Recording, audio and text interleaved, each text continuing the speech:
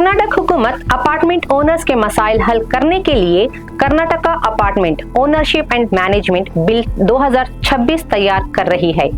इस बिल का मकसद अपार्टमेंट ओनर्स के हुकूक, मिल्कियत, रजिस्ट्रेशन, मेंटेनेंस और अपार्टमेंट्स एसोसिएशन के इंतजाम को कानूनी शनाख्त फराहम करना है। अपार्टमेंट रेसिडेंट एसोसिएशन कई सालों से अलग कानून बनाने का मुतालबा कर रही थी।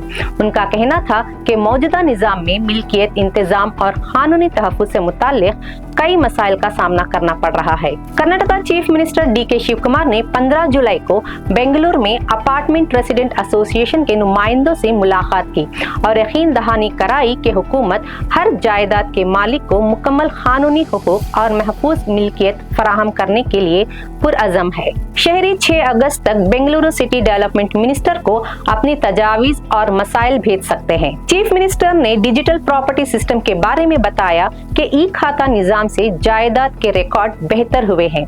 इन्होंने कहा कि बेंगलुरु की तकरीबन 40 लाख जायदादों में 26 लाख से ज्यादा जायदादों को ई खाता जारी किया है। बेंगलुरु में इंतजामी निजाम को बेहतर बनाने के लिए अलग कॉर्पोरेशन कायम किए जा रहे हैं। केम्पेगौड़ा इंटरनेशनल एयरपोर्ट और इलेक्ट्रॉनिक सिटी जैसे इलाकों में अपार्टमेंट ओनर्स के मसाइल हल करने के लिए भी इक़दाम किए जा रहे हैं।